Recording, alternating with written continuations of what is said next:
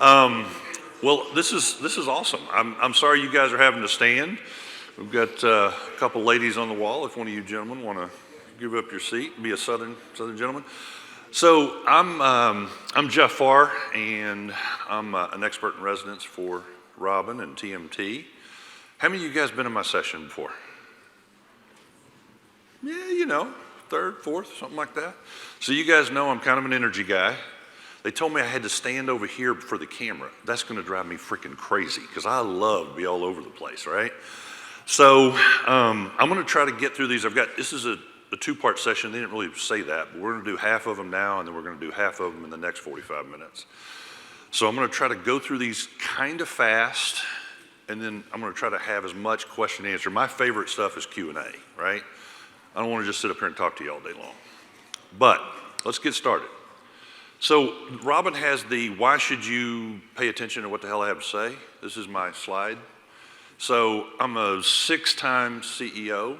That usually means I couldn't get it right, so I keep trying to get practice and get it better. But I have run a couple of MSPs, one of them smaller, $4 million a year, the other one bigger, about $15 million a year.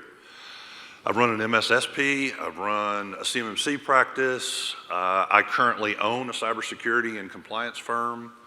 I bought it about 6-7 months ago. I'm a turnaround guy. People call me a turnaround guy. I guess that means because I go fix shit. I like fixing shit. And 2 of the MSPs were PE backed, so I have the experience of working for private equity. If anybody decides they want to do that, come talk to me. That's a different kind of pressure. Lots of M&A transactions. Back in the day, I started my career in the enterprise world, so Ernst & Young, SAP, big company stuff. And then the middle part of my career, we'll call it the middle decade, I had an IT strategy firm with my father, and we did IT strategy for some of the biggest companies on the planet. And so now I'm in the MSP and MSSP space. So hopefully we're going to learn something. Revenue growth. How many of you guys actually pay attention to your revenue growth? All right, that's a pretty good number. Half the time I'm asking and they're like, well, we kind of know it, right?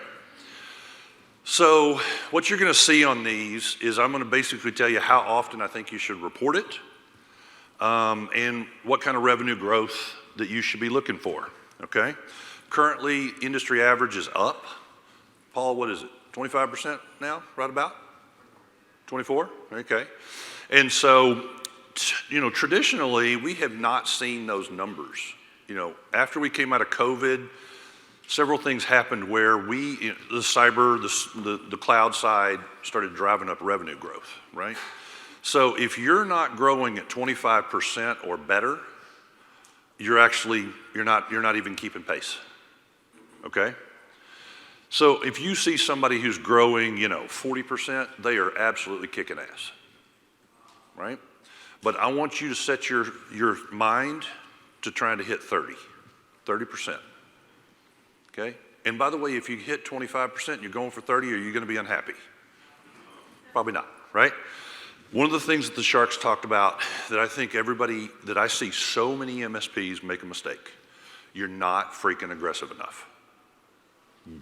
Go harder.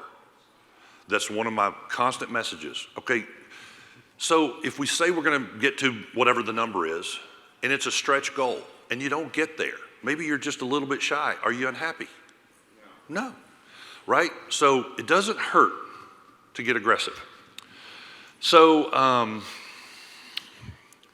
measure revenue growth every month, period, every month, okay? Number 2, who knows the rule of 40? Who's heard this before? Okay, so it's an important rule. I'll tell you where it came from. Back in 2005, we had companies like Amazon who were not making any money, but they were growing at exponential rates.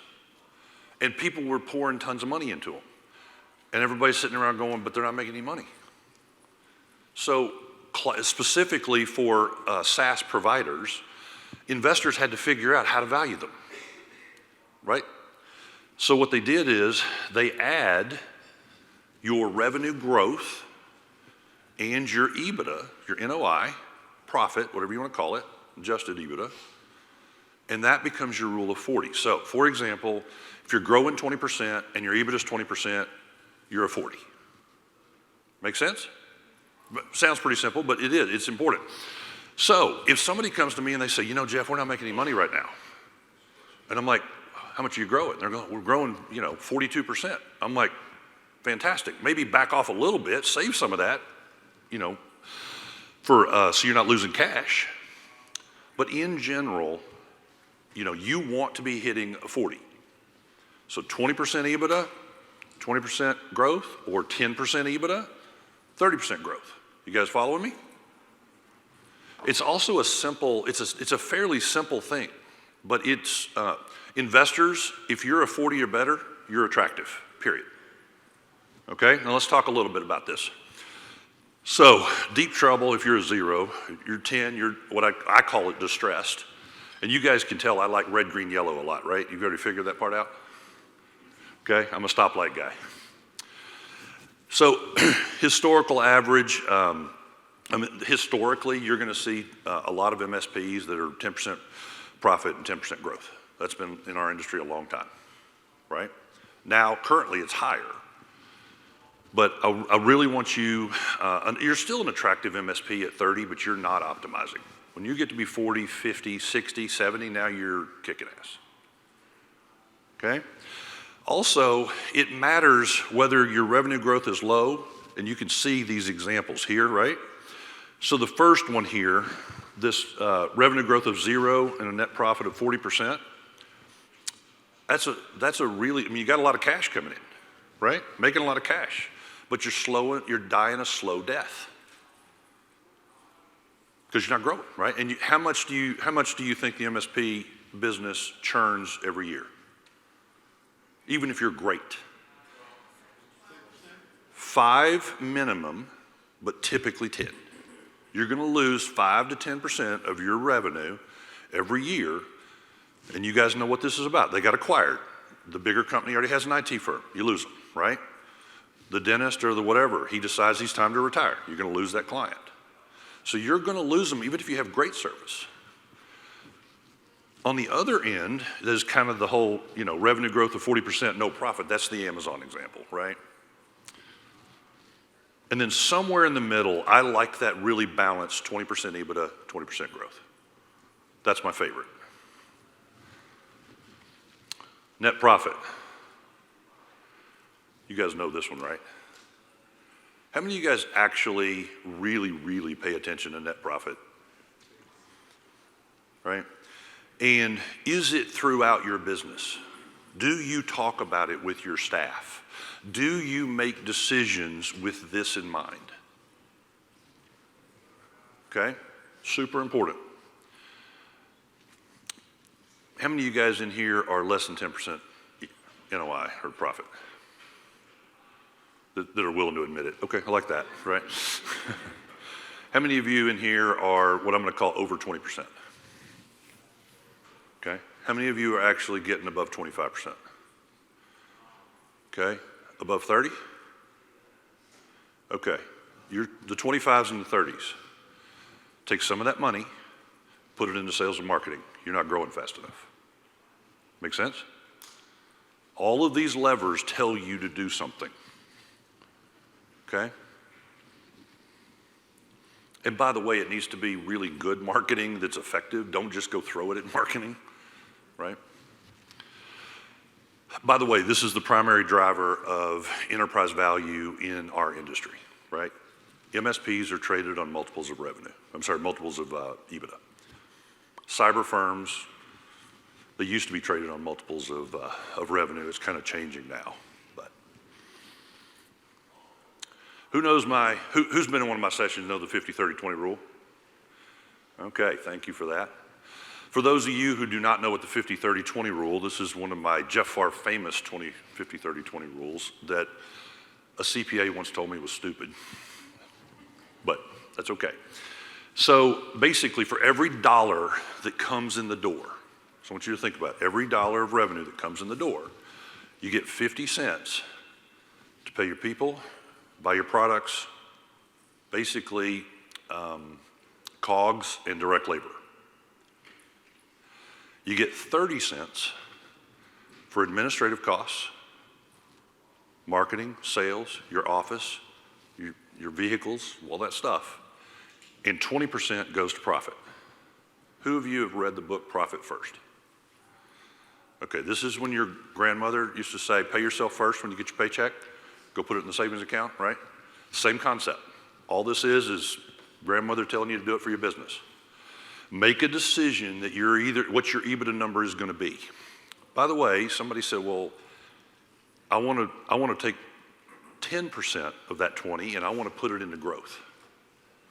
Absolutely. We're back to the rule of 40, right?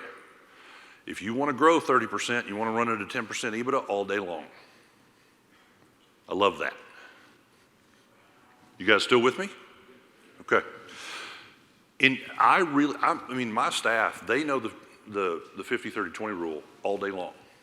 I mean, all of these things we talk about. I want it in their brain. I want them making decisions that way. All right, profit goals. This is a little bit of a complicated slide. At the time when I wrote it, I didn't think it was going to be quite that complicated, but let's just go through it here a little bit, okay?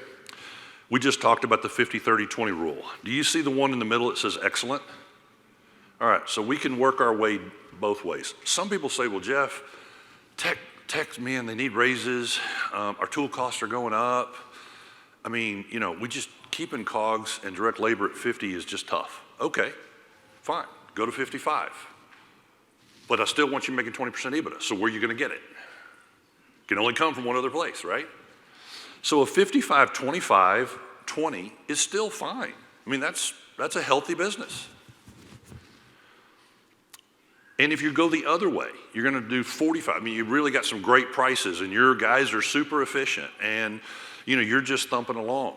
And maybe you don't pay market rate. I mean, maybe you've outsourced to, the Philippines, whatever.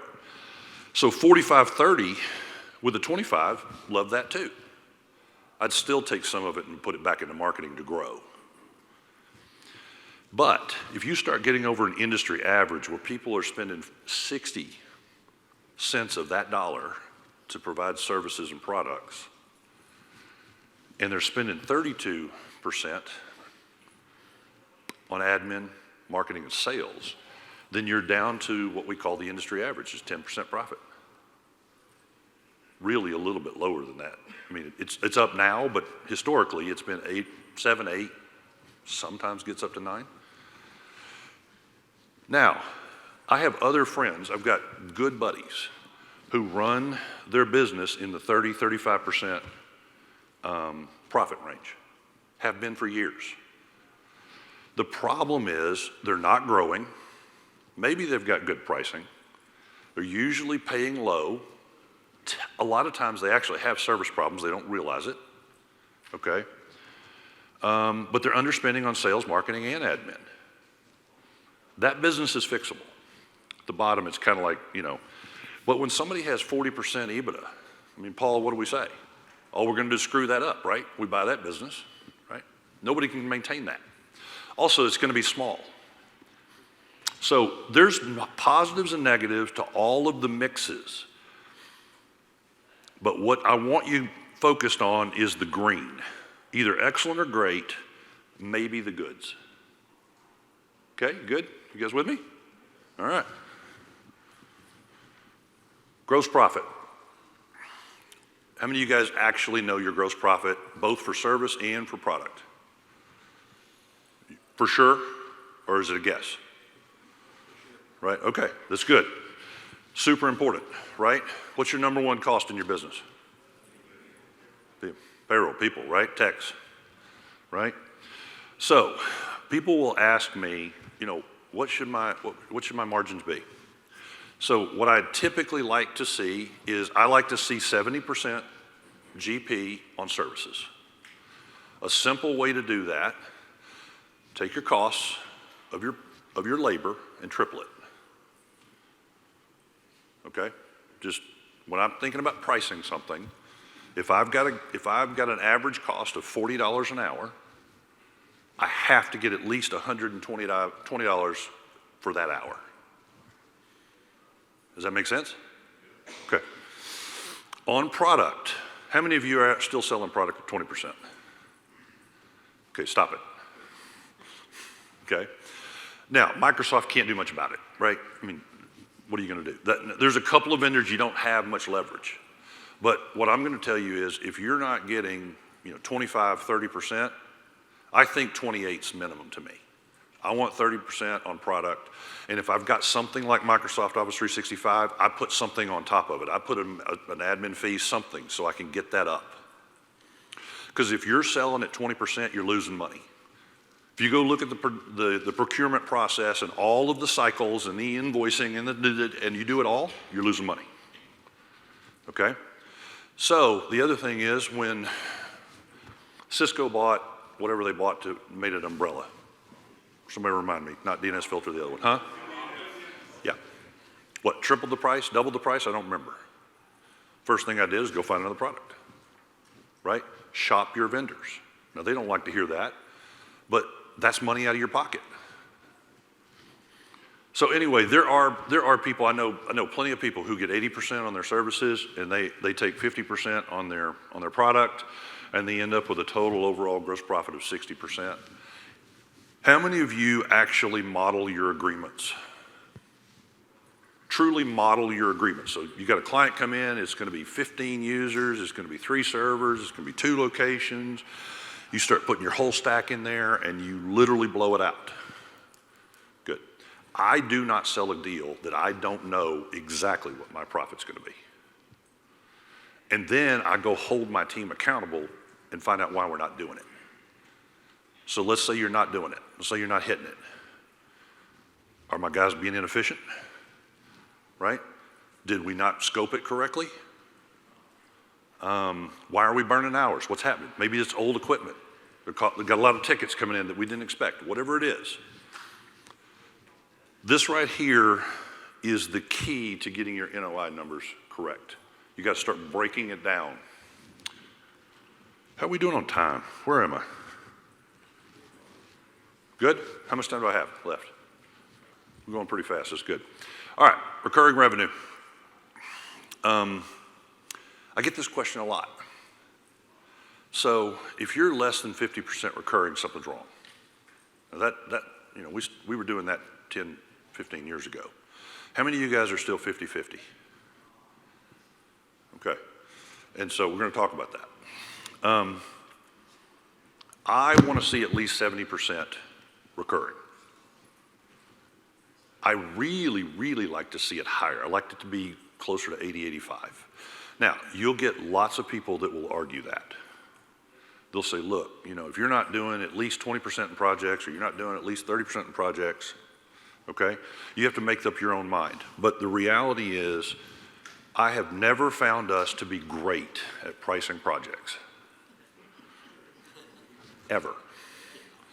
What I do know is when they come to value my business, the first thing they look at is recurring revenue. Recurring revenue, the value of it is basically twice as valuable as non-recurring revenue. Sometimes 3 times as valuable. Do you guys follow me on that? Okay. So I want to push it up. Here's an example. How many of you are actually selling firewalls? Still selling firewalls. Stop selling them, rent them. Right? Stop turning it from a product sale, turn it into a monthly recurring revenue. Yes, I know you don't get it up front, but now you get to trail it, right? So super important there. Here's the thing. If you're selling a lot of projects, selling servers, you're slinging gear, it's what you're comfortable with, right? It's what you're talking about. Your client will go where you lead them. If you lead with a PC, a firewall, a switch, that's where you're going to be. That's not strategic. Take control of that account, lead them, and try to get everything you can into that recurring agreement. Yes? Okay, need some nods. All right. A little feedback back there. Price per seat. This is an all-in price per seat. Okay? I can't tell you, I do rapids and I do MSP launches. Okay, cannot tell you how many times I'll say, what's your price per seat? $45 a seat. I'm like, holy hell. Right? So, when I say all in, that means go take the invoice that you sent them and divide it by the number of people. That simple, right? Not the taxes. So what I mean by that is, how many of you in your invoices, you've got a price per server, a price per, device, a price per user, a price per, left-handed people, a price for blue-eyed people, right? So anyway, take all of that, add it up, including the products, and let's just say it's $5,000 a month. And they've got 20 people. Do the math. Make sense? So if you're 150, the MSP world still, to this day, it's still a little bit less than 150. I want you at least 200. Everything, right? This is one of those quick, like we get really complicated because we're all engineers. We get really complicated on our invoices, right? Stop it. Give them a price, right? And when I say that, the reason that I want you up around 200, I actually, right now, my average per seat is $312. I get it all day long. Yeah. Depends. I mean, if you're talking about normal backup, right? If somebody needs 2 gigabytes or 2 terabytes, fine. Now, if somebody wants 50 terabytes, that's going to skew that number, right? But for the typical backup, yes, throw it in there. It won't make that much difference, by the way. But anyway, the reason I'm saying that is we were getting $150 a seat 10 years ago. Well, how many more cyber products have we had to put in there, right? Go look at your stack, and what we tend to do as MSPs is we just say, oh, we need this, so we put it in the thing, but we don't ever go change the price, right? And if you're going to compete with somebody who's I call it the Walmart and Nordstrom kind of a deal, right? If somebody's coming in there at $65 a seat and they're going to be low-cost Walmart stuff, fine, you don't want that client. I don't want that ever. I want to be, here's a quick one I use sometimes. You just got arrested for murder, okay? And you're in jail and your significant other comes up and says, okay, I found 2 lawyers that'll take your case. One's $100 an hour, the other one's $500 an hour. What do you want to do? Who are you picking? Why? They both went to law school. Hell, you don't know anything about them. Perceived value, right? You don't know anything about, they don't know anything about you either, right? That's what she talks about when she's talking about being the authority. She's talking about getting that celebrity up, right? That's how you get those prices up. But, say again? Yeah, if you're even adding, so let's say you got your normal IT stack, and then you start putting cyber on top of it, and then you start putting compliance on it, you better be well over 250, right? And that's typically when I say I'm selling at 312, it's because we're throwing in, we may be doing FedRAMP, we may be doing CMMC, we may be doing NIST 8171. Who had a question over here? Yeah. So if you're just doing, if you look well local for pricing, where it comes in, Sure. Let's just go with the help desk, the on-site, and the antivirus. We're expecting that to be closer to 150, and then we start adding the threat vectors and the 150. Absolutely. So now, I've heard people say, look, Jeff, my client just wants this, the basic, whatever you want to call it, gold, big, good, better, best. They want the basic plan. And it's going to be $125 a seat. As long as your gross profit is closer to that 55 or 60% for the agreement, take it, okay? If it's more than that, fine, right?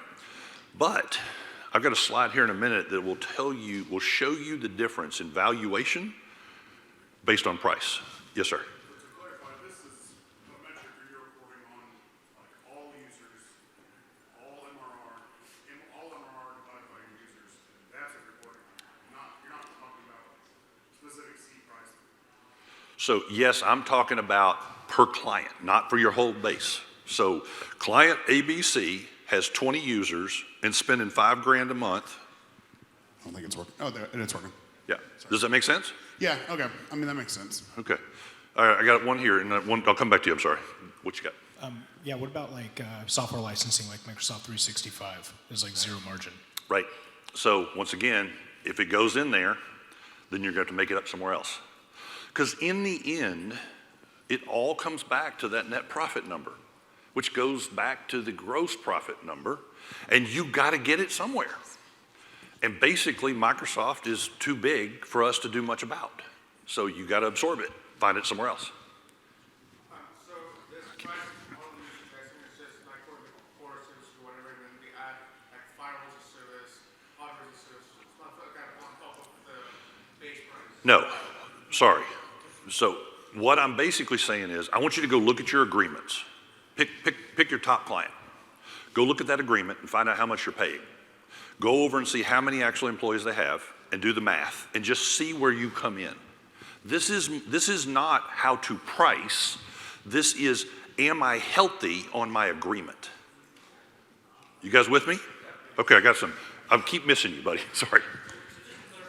Those target numbers that you have there, all right, does that do those numbers include the Microsoft 365 licensing and the Azure consumption, but excluding products, right? Like No, everything. Oh, so it also Invoice. includes total invoice. So Your including- invoice that you send including them. hardware sales and And if all you that. send them in 3 invoices, add them up, Okay. right? Monthly spend. Okay. Sorry? Hardware sales included? No. No. Recurring. Not project, recurring. Good clarification. Going to the next one. Typically, this is where I usually say, you know, Robin talks about head trash. You guys heard her say that, right? When I start talking about pricing per seat and all that stuff and getting it up to 250, 300, 350, okay, the highest one I've ever seen is 800, by the way. No joke. A lot of compliance. Whoever said compliance, a lot of compliance. But get out of your comfort zone. All right? You guys remember when people said they'd never pay more than $100 a seat? I mean, unless you're really old like me. But I mean, there was a time when Paul was a young man that you know, they said, oh, nobody will ever pay more than $100 a seat, right? That's just silly. Yes, ma'am. On-site also? All in includes on-site also? On-site hours? Yes, but with a caveat.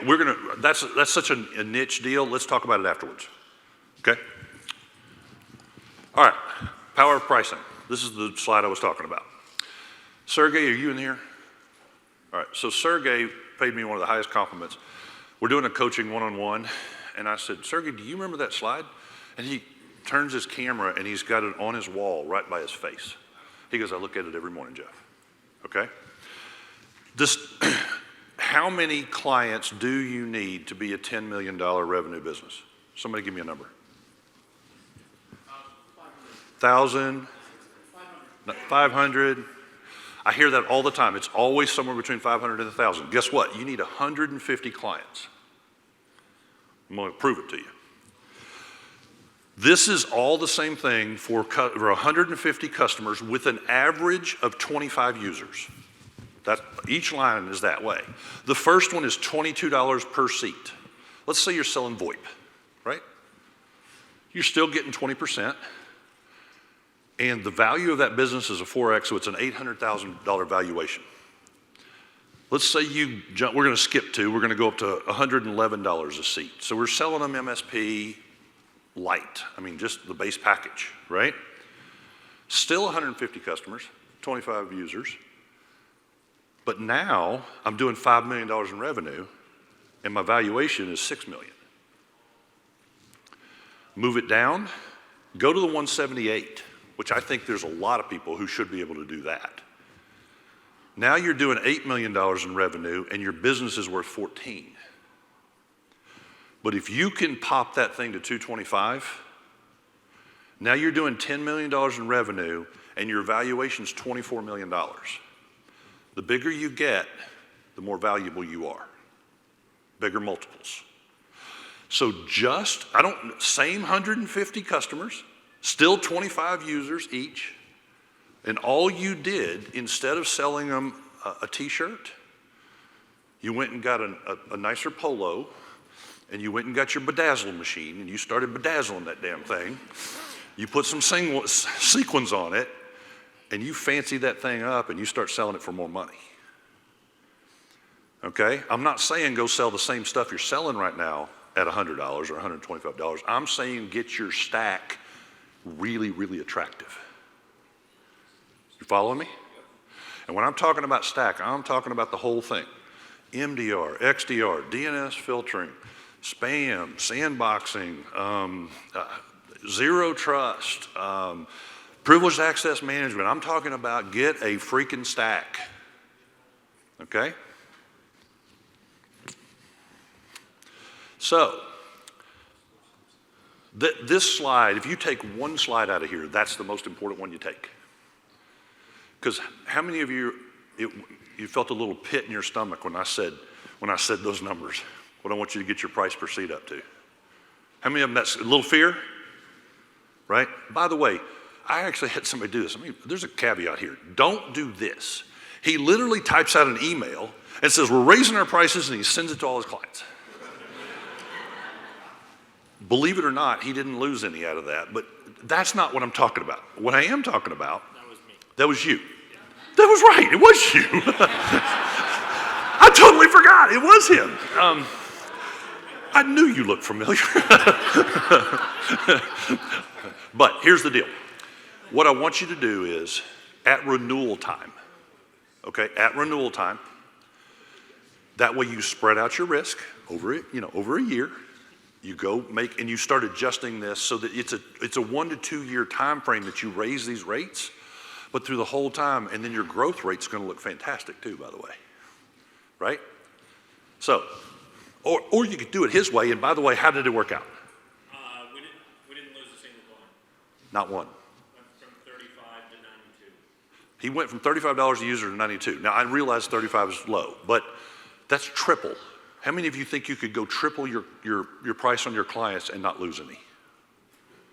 Right? This shit works. All right, expenses. Everybody always asks me, how much money should I spend on sales? How much money should I spend on marketing? How much? I mean, all the time. And the answer is it just depends. But here's some good guidelines, okay? So, most people in our industry spend 6% or less on marketing and 6% less on sales. So less than 12%, okay? Some people spend a lot more and don't get the results. But if you're doing, let's start with the poor over there, okay? If you're doing 6 and 6 and you've got 24% of admin, do you guys know what I mean by admin costs? I'm talking about your cost, the CFO, the controller, the office, the electricity, all of that stuff, right? So if you're 6, 6, and 18, there's the 30. Is that telling me something?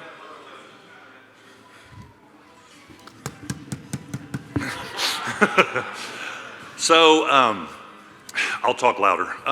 But anyway, remember the 50, 30, 20 rule? Yeah. There's your 30. Okay, how do you break the 30 up? 6, 6, and 18 is a really good number.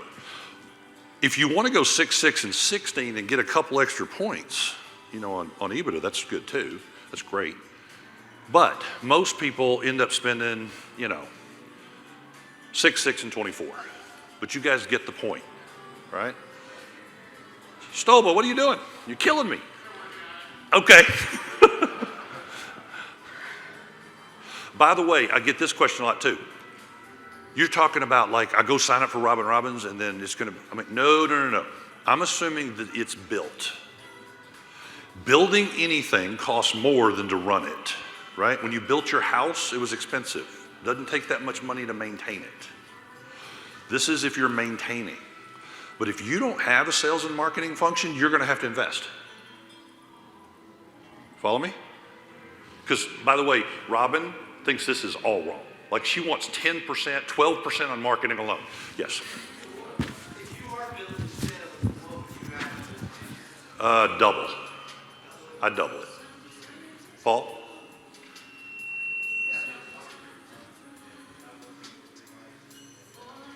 What do you say? I didn't hear.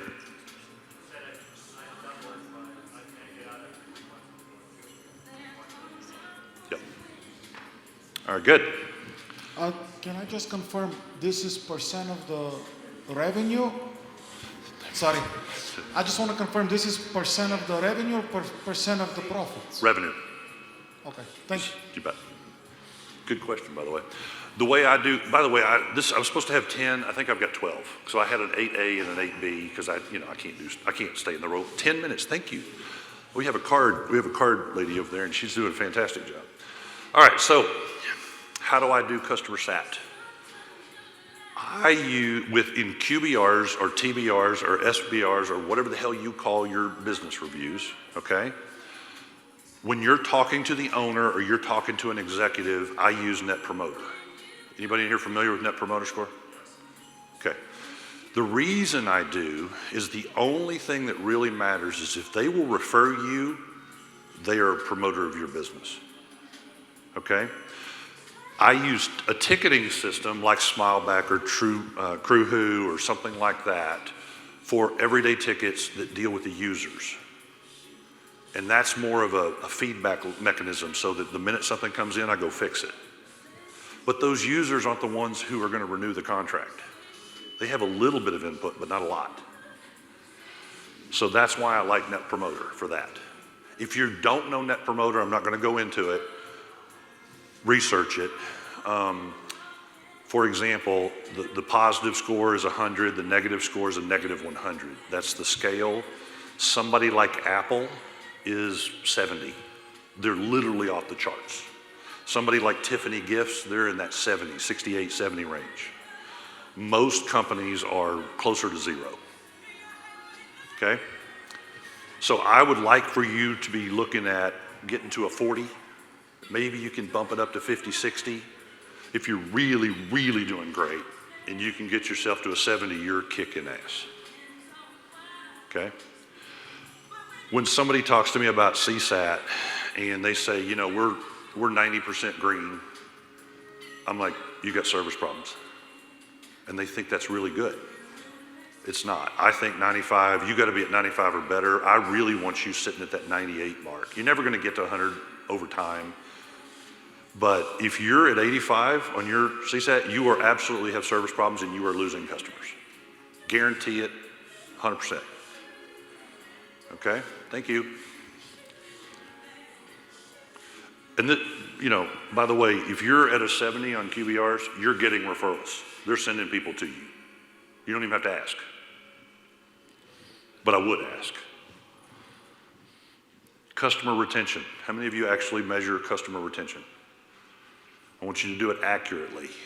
So what I mean by that, there's a difference. People will go, well, I lost 2 customers, but I gained 6, so we're up 4. I'm like, no, that's not what I'm talking about. You start the year with 100 customers. You look at their MRR.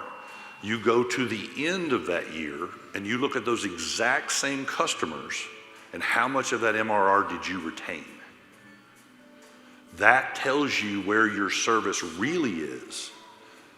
And your churn is not, don't be adding stuff in there to buffer it so it looks good and feels good. Nope, no new MRR in there. I want to know if you can get it and you can keep it. Why? Conrad, what's the acquisition cost of a new client?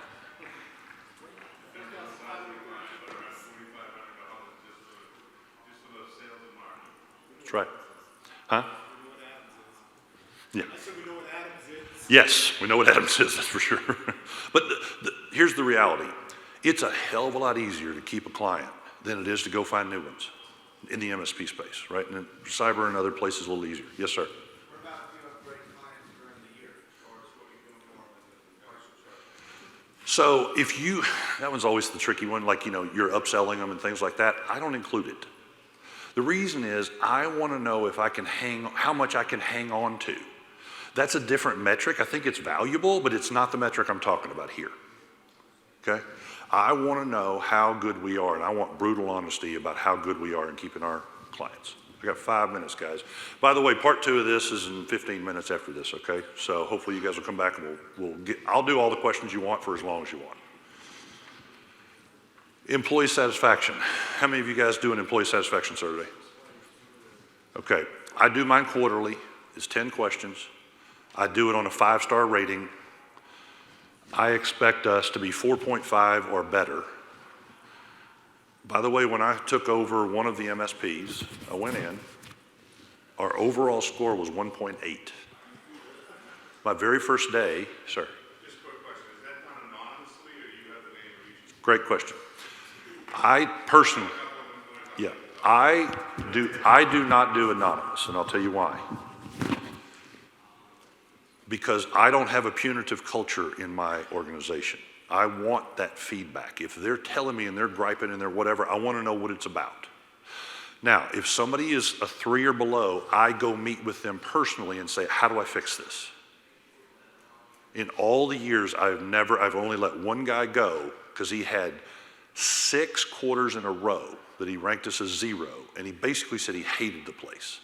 And I tried to fix everything, and I finally said, I can't make you happy. You'll be happier somewhere else. He goes, yeah, I probably would. I was like, then what are we doing? Right? But no, I don't do it anonymous for that reason. I want to go fix it. By the way, it's good for my people to see that I give a shit. I'm going to sit down and I'm going to try to fix things for them, right? But what was I going to say here? If you the very first day of that one company that was 1.8, very first day, 2 of my techs had a fist fight. Talking about a bad culture. I literally pulled them apart by their hair, and I was like, we don't fight at work. So when I left that business, it was doing 4.72, okay? Took 3 years to get there. And, but it's super important. Why is it so important? Level 2 and level 3 techs for the last several years has been a negative unemployment rate for us. That means they can have a job in 2 hours, right? You have to treat them well, and you've got to, and you can't just pay them more, because somebody else will always pay them more. You got to treat them well, right? All right, what are we at? 2 minutes, 3 minutes? 3, thank you. 9B, 9A, 9B. Employee retention. I also look at employee retention. Okay? I do not ever want to lose more than 10% of my staff that I actually run two metrics. All the staff I want to keep. I usually clean it up early, so that's a pretty quick. I get in there, I get it cleaned up, and then I keep it running. But if I'm losing more than 5% of my staff, I want to know why. If I'm losing more than 10, I got a problem. There's a culture problem. And if you're in the 20%, 30%, you absolutely have a real problem on your hands. That is expensive. Churning those techs is expensive. Finding them, recruiting, all of it, onboarding, the learning, the knowledge out the door, expensive. All right, I think we got to the last one. So if you guys come back, I'll do all the questions you want on this. Enterprise value, if you don't know what it is, we'll talk about it when you get back. It's basically, what is your business worth? That, by the way, when you sell your house, market value, this is market value. What's it worth? To somebody, it might be worth $300,000. To somebody else, it might be worth $600,000, right? Depends on the neighborhood, depends on lots of stuff.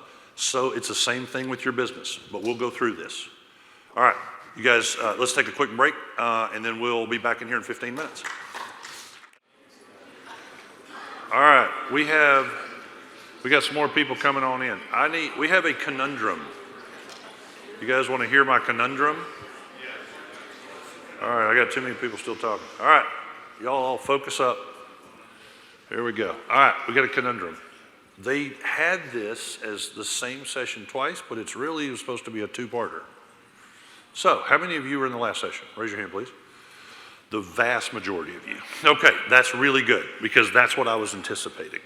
Now, for those of you who did not hear the first session, I'm going to run through these slides in about 5 minutes with very little commentary, and then we're going to go into question and answer, okay?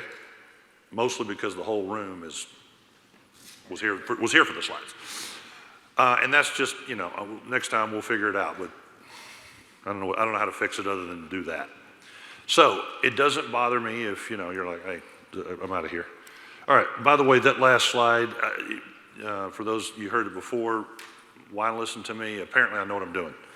So, according to Robin, I am. All right, we're gonna talk about revenue growth, okay? Really, really quickly, I want you going to 30% annually, okay? Second slide, rule of 40. If you don't know what it is, I want you to look it up, very important. And I want you hitting 20% growth, 20% EBITDA for a total of 40 or better. Third slide. I told you I'm gonna go fast.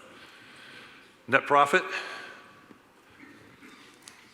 it's okay if you're at 10% net profit on the rule of 40, as long as you're growing 30%, okay? But most people aren't, so I want you at 20 and 20. Follow me? That's your goal. I got a clicker, what am I doing? I've got something called the 50-30-20 rule. Very quickly, for every dollar that comes in the house, 50% of it goes to COGS and direct labor. 30% of it goes to sales, marketing, and admin. 20% goes to profit. Very important rule. Profit goals. This is more of a breakdown, and by the way, these slides will be on the dashboard, so even though I'm going through them, you have access to them. I want you hitting that excellent mark at 50-30-20. If you're gonna do 55-25-20, fine. If you wanna do 45-30-25, good, but I'd rather you take that excess EBITDA and spend it on marketing. And if you're doing 55-30-15, okay, but let's get it up. And most people are in that 60-32-10%, and that's not where I want you to be. Gross profit on your services, I want you to get at least 70% on your services for gross profit, and I want you to get 40% on your products. Try to get 80 and 50 if you can. Do not go below 60 and 30. Okay, we'll talk about that. We're just about to turn this into a big old question and answer session, so I can go back to a slide, we can talk about them all day long. Recurring revenue. People always want to know how much of my revenue should be recurring. Some people say 50-50, some people say 70-30. I like 90-10 or 85-15. I want almost all of my revenue recurring. Why? It's the most valuable revenue, so if you're going to do a transaction, it's what you're going to get paid the highest on. Price per seat. We spent a lot of time on this last time. We're probably going to have to come back to it, but basically take your invoice that you send to a client, and let's say it's $5,000. Go over and look and see how many employees they have, 20 employees.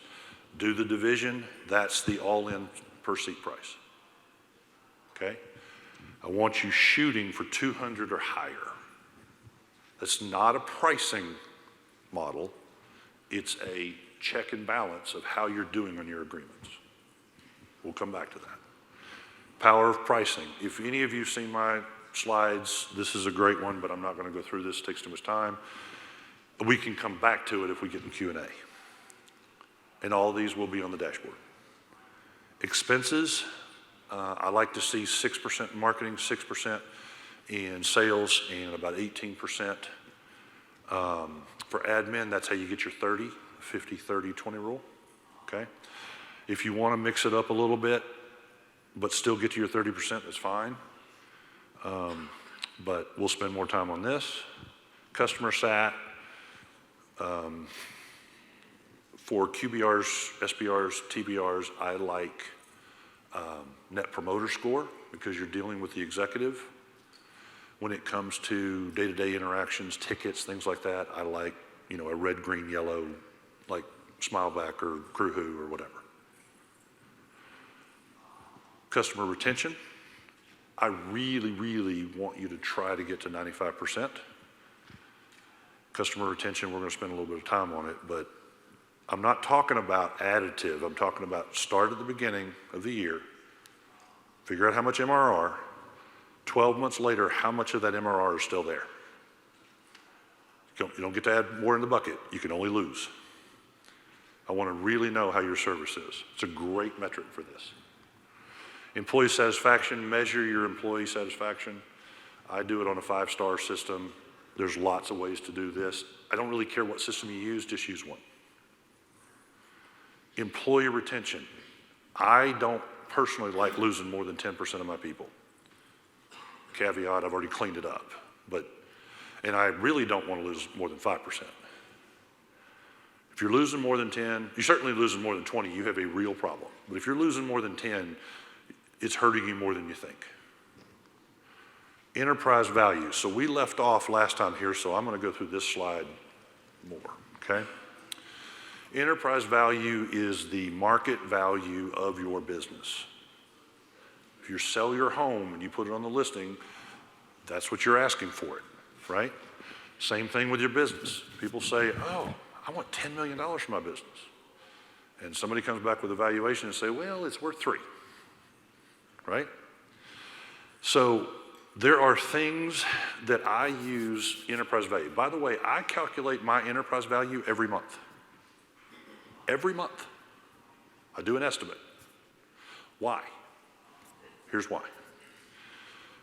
If I go look and let's say that somebody says, tell me if you've heard this before. Hey, Jeff, we need another tool, right? How many times do you hear that a day, right? We need another employee. We need another tech, right? We got to have more salespeople. All of the things, right? What I do is I go look at that because most people go, well, it's your employee. You know how this goes. It's only $200 a month, right? It's real affordable. Well, that's $2,400 a year. And then if you do it over your enterprise value, shit, that might cost you $50,000 in enterprise value. It gives you perspective. Little decisions have, it's, you know, the whole butterfly flaps in Japan and, you know, there's a tidal wave in Mars or something. I mean, you know, you get the point, right? The butterfly effect, is that what it's called? Right? My point is, I look at it from a big picture because there are times when you think, $500 a month, we got to have this. No revenue coming in to cover it, and I start looking at what it does. Okay, over the year, what is that? $6,000? Okay, well, it's not. Will it really affect the bottom line? Not that bad. And you start looking at an enterprise value, and it's like, holy crap, that took a bite. Okay, so that's why I do it every month. Yes, sir. So, how many of you guys read like E to E, channel E to E, that, right? About once a quarter, I know at least twice a year, they come out with the latest valuations. So just go Google it, and it's actually pretty accurate. It'll be based on your revenue size, based on your EBITDA percentage, and then it's just basically a little grid.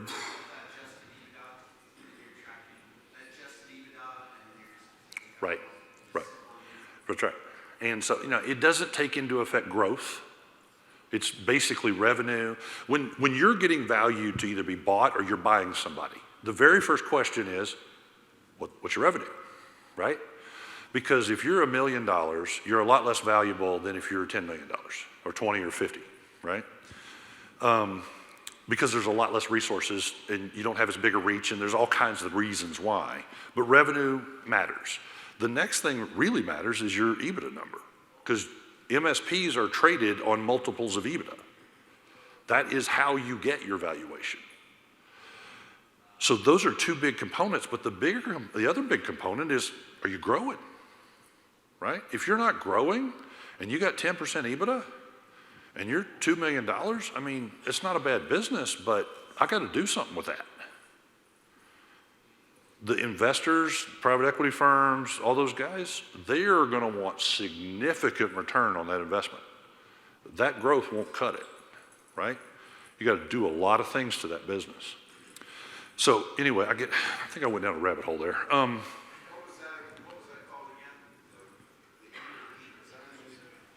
E to E, channel E to E. What's the editor's name? I always forget. Anybody remember his name? Joe. Yeah, Joe. Anyway, and so, but I think it's quarterly, but it may be half year. But it'll be in there, and it's fairly accurate, right? By the way, if you're not exactly right, fine. But if you just ask me, or you ask Will, or you ask, Peter, I'm sorry, Paul, Sissel, and then a couple others, tell me your revenue, tell me your EBITDA, and I'll tell you what it's about basically going to trade at. Okay, sorry. Can I go back real quick? On the 50-30-20 rule, is the leadership or your managers, where do they fall? Are they under admin or are they under labor? Great question. Greg Crabtree goes into that pretty detailed if you really want like a deep dive in that, but in general, the biggest one I get is like my TAMs, my account managers. Are they in COGS or technical, or are they down in sales? And the question I ask is, do they have a quota? If they got a quota, they're in sales. Greg Crabtree, I think he says what, more than 50%, one or the other, and then that pushes you up or down. So there's different rules, but basically you as the owner, you're gonna be admin. If you have a COO and you're a bigger organization, they might be an admin, but they're probably up in tech. So, my service director and everything down and the account managers all go up in COGS. So there's a little bit of art there, but not too much. Also, the other thing that people discount on enterprise value is how much recurring revenue you have. So let me give you a little bit of what I mean by that. $1 million of recurring revenue. Okay, $1 million of recurring revenue annually. How much do you think it's worth? Now, those of you who have been in my classes already know this answer, but how much do you think it's worth? What would somebody pay you for it? 1.5. My man paid attention. So that $1 million is worth $1.5 million. Somebody will write you a check for that. Now, how much is $1 million worth of product sales? I'm talking about PCs and servers and all that stuff. What's the check going to be for that? 300, 400, somewhere in there? 500 maybe, right? You see the difference there? So a lot of people think, well, it's just EBITDA. No, I'm going to go break down your revenue into, first, what's the most valuable thing we have? Recurring service. That is valuable. The next is recurring product, but you still only get maybe 80 cents on the dollar. Sometimes even less. Then I've got recurring product. I've got non-recurring service. That's all over the place. 30 cents on the dollar, 50 cents on the dollar, sometimes 70 cents on the dollar. It's just not as valuable. By far, the most valuable thing you have is recurring service revenue, and the next one is going to be probably recurring product. Okay? So that helps drive your business. So I'll give you an example. Those are my classes, repeat. I was talking to two businesses at the same time about 7-8 months ago. Both of them $10 million in revenue. Okay? Won't tell you where they are, won't tell you the names, but $10 million in revenue, $10 million in revenue. This one gets the valuation back. I think it was 11.5. You're worth 11.5. And he was expecting 20, by the way. This one over here, 18.2. How do you have on a $10 million revenue business, both doing 20%, by the way, and one's worth 11.5 and the other one's worth 18? The guy doing the 11.5, 60% of his business was slinging hardware. He's selling PCs, he's selling firewalls, he's selling all that stuff. The other guy, he's renting servers, he's doing Azure AD, he's renting firewalls. Hell, I think he was even renting wireless access points. I mean, like, If it could go with recurring, it went into recurring. Yes, sir. Project labor, is it 80% too, or is it usually? No.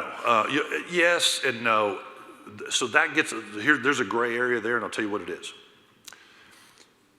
How many of you guys have a project that happens once a year, but it's happened for the last 5? Right? It's not recurring, but it's reoccurring. Those words are different, recurring versus reoccurring. Well, reoccurring is fairly predictable. If somebody's going to buy your business, everybody who's been in my stuff, what are they buying? They're buying future revenue, right? I'm not going to buy your business and then just assume that revenue goes away. I need that revenue to pay the note that I borrowed to buy your business. So the riskier it is that revenue will stay, the lower they'll pay. The less risky it is, the higher they will pay. That makes sense? I mean, it sounds simple, but a lot of people are like, oh, well, duh, right? But so anyway, so the projects, if it's truly a one-time, 50 cents on the dollar. But if it's something that's, let's just say you have a client and somehow magically they just always spend $100,000 a year in projects somehow, some way, and you don't even really try, but it's been that way for 7 years, you're going to get credit for that. That's getting into the art part of deal making, not the science part. And that makes sense. Yes, sir. Say again? How do you keep track of that? You have of that EO occurring? I don't know. What do you mean? You're saying that's predictable every year. How do you keep track? Oh, you just look back and just see. You just go back to the invoices and you just kind of audit, and they say, well, look, I mean, I can't tell you how many people come to the seller's table and they're like, well, no, that revenue is recurring, and I'm like, that's a project. I bought a server from you. How often are they buying servers, And they're like, well, last year they bought, 72 PCs. And then the year before that, well, they bought, they had a new office and we moved their new office. I was like, none of that is going to happen again. I'm not paying for that revenue in the future because it ain't there. Yes, ma'am.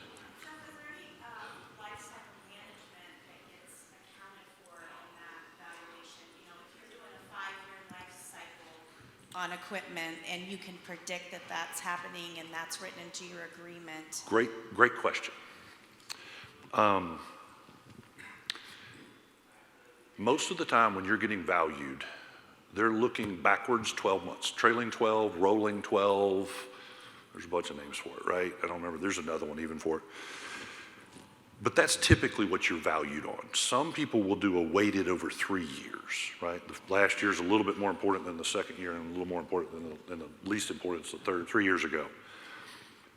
But if you're savvy and you got a pretty good guy representing you, we're going to do a forecast and say, yeah, we had a really good trailing 12, but our future 12 looks fantastic.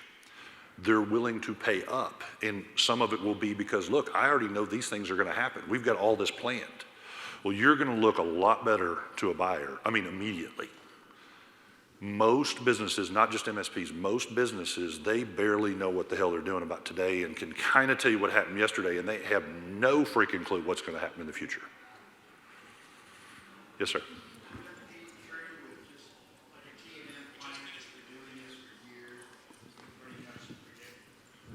So T&M client, you've got to get, what he's saying is if you have like a time and materials client, but they're fairly consistent. They pay you $1,000 a month. Somehow they just always pay you $1,000 a month. If you could show a history, you'll get some credit for it, but the reality is, remember, I'm buying future revenue and I'm going to weigh it against risk. If you have 3-year agreements, my risk is less than if you're in month to month. And that's less than if I'm just, well, they might call me, they might not. But even though they have traditionally. So you get some, but not a lot. All right, there was a gentleman here. Yes, sir. 50-30-20 looking at the 50. 50-30-20 looking at the 50. Part of that's direct labor. That's right. Could you describe direct labor as a cost in the perspective of the whole revenue picture? What the limits, how do you? Yes. All right. Now remember, when I say 50, 30, 20, and somebody's doing half product, half labor, that's different than somebody doing 10% product, 90% labor, right? But so usually the way Greg Crabtree talks about it, he'll do labor efficiency ratio, right? I don't know if you've seen him do that or talked about that, right? He's wanting what, 3.5? Is that right? So basically the easiest way to think about that, let's say you're paying somebody $40 an hour. He wants you to get 3.5 times that in revenue, right? Most people, if you're 2.5 times, you're going to be sitting at 60% GP. If you're three times, you're going to be somewhere around 70. 3.5 times, you're going to be somewhere around 80. So to answer your question is, that's the rough numbers. But Crabtree's got stuff that is, I mean, you learn all, it's deep. He's strong on it. Yes, sir.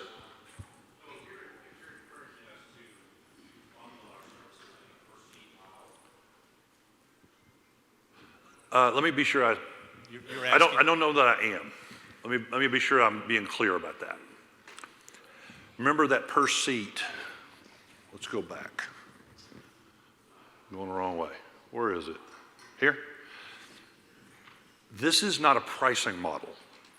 Not pricing model. Let me say it again, not a pricing model. This is a check and balance of how well your agreement is doing. Okay? I should maybe word it different. Like, I don't know, some kind of metric. But my point is, I just want you to look at your agreements and see where you're coming out. And I want you to raise it. So my question really is about if you're providing, the new trend in the industry is that you do a per seat billing to the customer. Sure. So in that you're bundling certain software services, SaaS services, and everything to get to that price. Mm-hmm. So if you have that kind of model and you've got 3-year agreement on the licensing for all of those SaaS products. Mm-hmm. Why is the valuation so different between that and the other? And do you recommend then that your P&L breaks everything out as individual 100%. Segments? Yes. My P&L, a minimum, I want 4 things. Recurring service, recurring product, non-recurring service, non-recurring product. I want those 4 at least. And then I want it even broken down more. But the reason that it's not as valuable, even though it's bundled, is because you don't make as much money on it. Because you don't make as much money on it because of the margins on it. You're going to get a lot better margins on the service than you are on the product, even if the product is recurring and bundled. Follow me? Okay. It is a negotiation point. You're exactly right. So this includes I'll come back. And backups and all the services that you give that client. Yep. And is there exceptions? Yes. Like I said, we talked about it earlier. If somebody's got a 30 terabyte, I literally had that one time. They had a 30 terabyte backup, and this was maybe 8 years ago, which means it was, I think the backup cost to me was like $15,000 a month. So, and we were charging them, 20 or something. And when I did the per seat for them, it was like $2,000 a seat. Well, that doesn't count, okay? So there are things that can make it go wildly stupid, but in general, it won't. There was a gentleman over here who raised it a couple of times. Sorry, go ahead, buddy. That's okay. I'm assuming you're excluding certain types of employees, like field users, between office users, like where are you drawing the line? I mean, if you include... On which part? Price per seat. On price per seat. Ask the question again. I got confused on you. Sure. So construction companies, they have a lot of field users who may be very light on support. Oh, sure. You're talking about email-only users or factory workers who don't have their own workstation, things like that? Yes. Yeah. So, no, it still works. You know why? All right. So how many of you actually calculate how much time you spend per workstation? Right? On average, a workstation should have about 30 minutes per month. A server anywhere from 2 to 8 hours, depending on the type of server. But that particular user, I don't know, I usually give them 5 minutes a month. So I still get the margins on it, right? I can sell a $22 VoIP and still make 30, 40, 50, 60% margin on that stuff. So it doesn't have to be a high ticket to make your margins. So what I would do in that scenario is still add it up. And you're right, it will artificially bring it down. Let's say you got 100 factory workers, right? In that situation, I might go by devices, right? That'd be a little more accurate. Yeah, I was gonna ask the same thing, because we support like a rather large urgent care with 50 locations. Right. They have 3 sets of, You got 3 shifts. Yeah, okay. So, and you get into 3 shifts, you need to go to devices, right? I had, one of my clients was Tarrant County, the emergency, the ER, do all the 911 stuff. Well, there's 600 employees, but there was only 250 workstations because they run 3 shifts, right? And so if I did it by employee, well, hell, it'd look awful. But that wasn't really what we were spending our time on, right? The device count was a better metric in that situation. Yes, sir. Whereas I've got some customers that have 3 machines to Right, now you can't have the other side of it, right? What if, the CEO who's got his laptop here and his iPad over there and he's got another machine on the wall and he's got one at home and he's got one for his kid and, there's 7 devices for one guy. So it can get skewed the other way as well. Yes, ma'am. So going on site's super expensive, right? Absolutely. And so is this per seat cost include that full inclusive on site? What is the trend you're seeing there as the costs are rising for on site, all you can eat plants? Got it. Good question. You always have good questions. She's kind of notorious for that. I don't know, let's go back 8, 10 years. I said 90%, remote, 10% on site. Every year it gets smaller and smaller, right? And, nowadays with, used to the only time we went on site is if the power went off. Well, now, hell, you can remotely power the damn things. So you got the little device, I remember the ones, but there's just almost no reason to go anymore. The most expensive thing you can do service-wise is roll a truck. Technically roll a truck, right? It's the slowest thing for the client. It's the slowest thing for you, and it costs you the most money. You want to avoid that at all costs. Sir. What about projects? All right, what about projects? Does this equate in projects? I know some people, when they say all you can eat, they mean like it includes That's a projects good too. question. How many of you bundle your products in your MRR? Projects are included. Okay, there are a lot of people who do that, right? That's a little different, but it still should hold because you still got to build it up for the projects. Now, if you're just throwing projects in, it's going to skew it.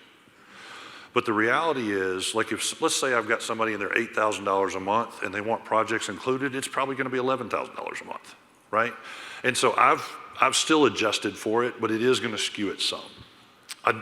These numbers are not with projects included. Yes, sir. I've got 2 questions. First one, are you looking at the profitability of individual services or tools? And if so, what expenses are you applying to that? Simply the cost of goods sold? Or, as we talk about bundles, right? Good question. I get paralyzed by profitability sometimes. So I'm like, well, what percentage of what goes into it? Right.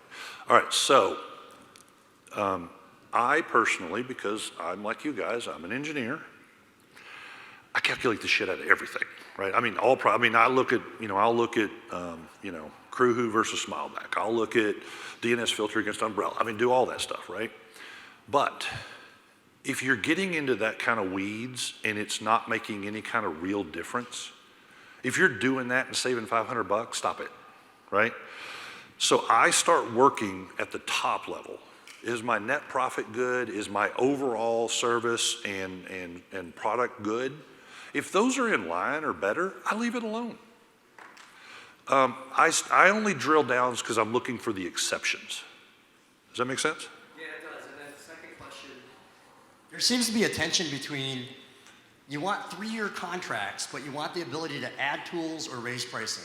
Do you have any reconciliation of that, right? You want to lock people in, but you're going to lock them in, but tell them I might have to raise your prices. Not even simply inflationary, right? But adding tools, security is going to change. How do you reconcile that? No, so this is the way I do it. I think it's actually fairly simple. In my contracts, I build in an annual 5% increase. It's going to be there. My guys got to get raises. We're going to have additional costs. So that part happens every year. I do add in if one of the vendors decides to just jack the hell of the prices and stuff, that I can pass those on. But more than likely, I'm going to go replace them, right? But the other side of it is if I started off as a consumption model, in other words, you got 100 users and it's this much per user and this much per server. As it goes up, they pay more. As it goes down, they pay a little less, but it's just smooth. So that way, you're never really out of whack. Is that making sense? Yeah, but what if you have to add more tools, right? The industry changes so quickly, the threats change so quickly. So, you might have to start adding more things, not right. just price increases. So have you seen Robin, and I think Robin started this, but I've seen some other people do it, but I think Robin talks about it. She talks about 2021 pricing, 2022 pricing. I actually think it needs to either be quarterly or half a year. And if you roll them up then to the 2022 price, you're renegotiating the contract at that. Exactly. But then what's the benefit of the 3-year contract is my question, right? But, well, you didn't, but you kept them going away. By the way, I've had people who think that a 3-year contract is going to keep a client is wrong. If you have a pissed off client, I've had one in my career. I had one. I don't care what we did. It was awful. Whatever it was, we was awful, right? And he was in a 3-year contract, and my private equity group said, "Oh no, we're not letting them out." I spent 30 minutes, and the client just, he goes, "Jeff, I'm going to make your life an ever-loving hell. I'm going to call you all the time. We're going to bitch about it. You're going to roll a truck every time. I am going to be your worst nightmare. Or let me out of the contract." And I was like, "You've talked me into it." And my private equity did not like it. And I was like, tough shit. I'm not going to wreck the business because we got somebody who just, what it was is his brother-in-law started an MSP and he wanted to go to him. Fine. Yes, sir.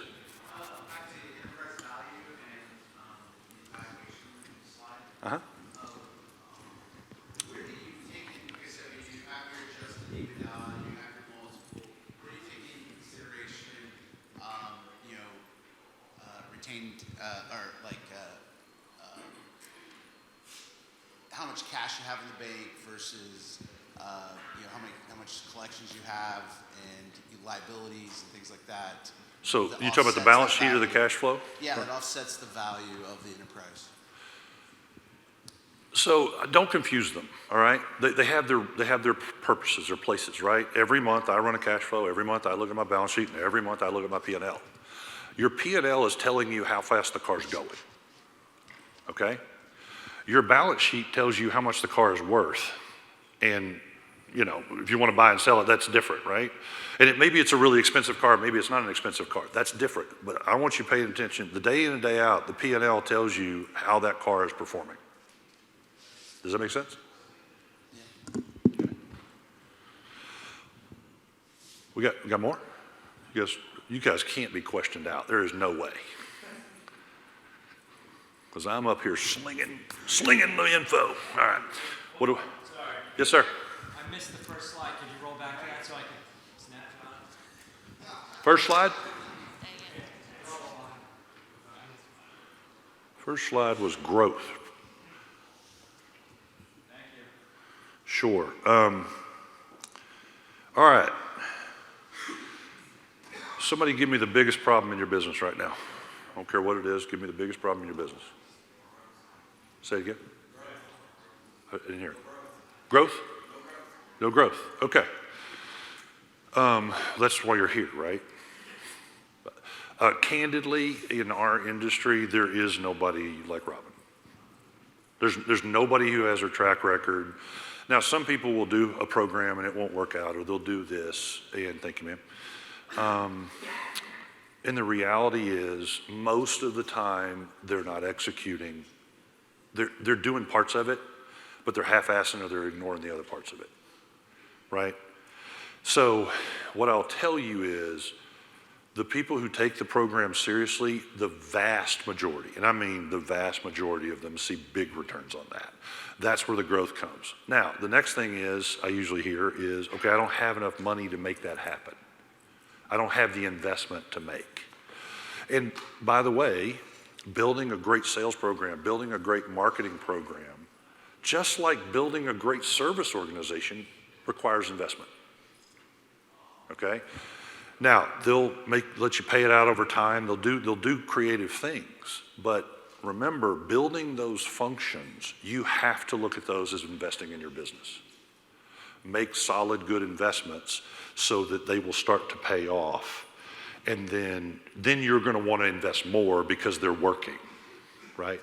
But the biggest thing I see from, especially MSP, I think part of it is the engineer part of us, that binary, you know, is okay, I put $1 in, I want $5 back, right? I want it now. And marketing just doesn't work that way.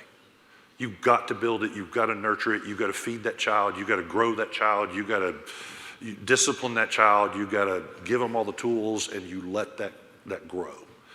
Yes, sir.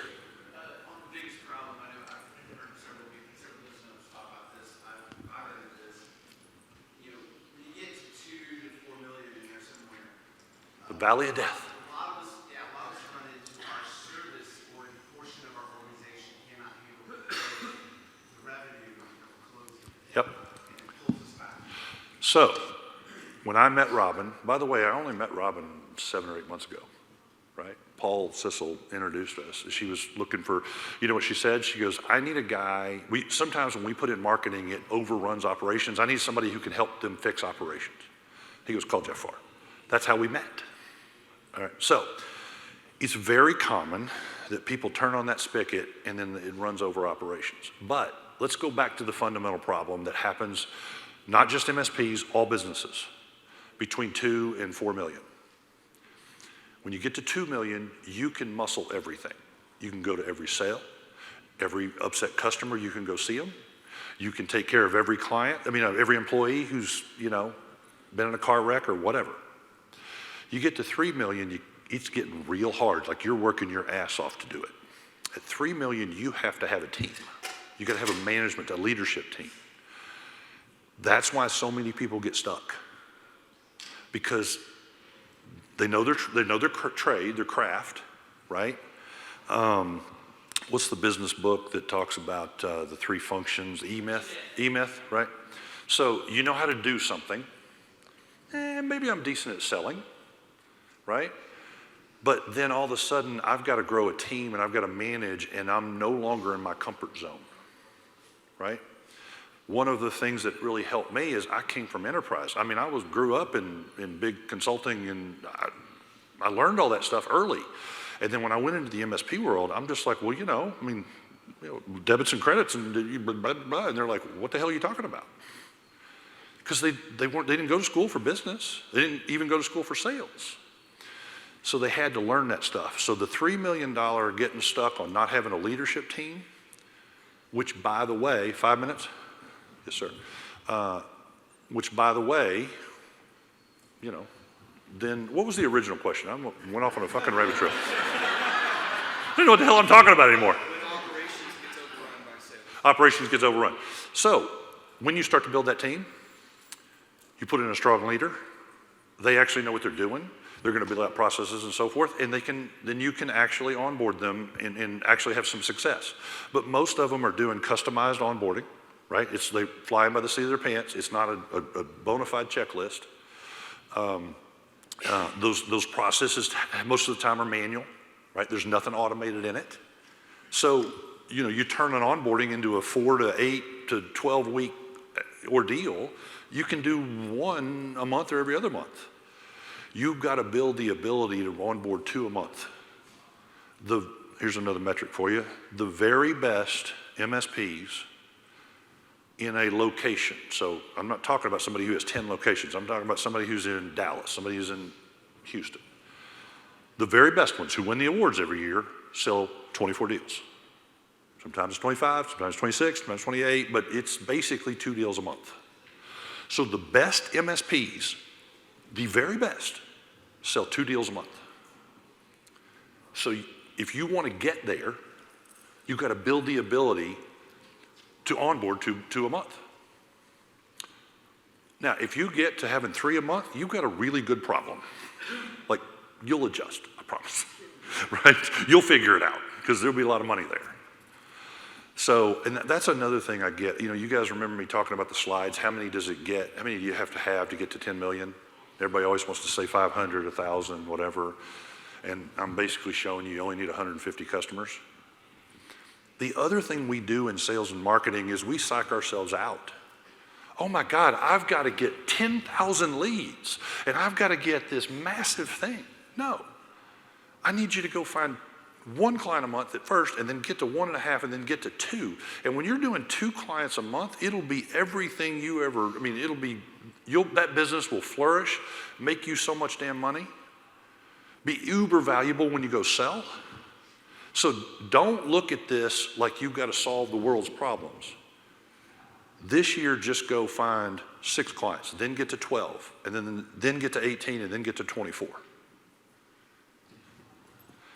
My dad, a friend of mine who's I think we're almost out of time, but really, really good friend of mine is a professor at SMU in marketing.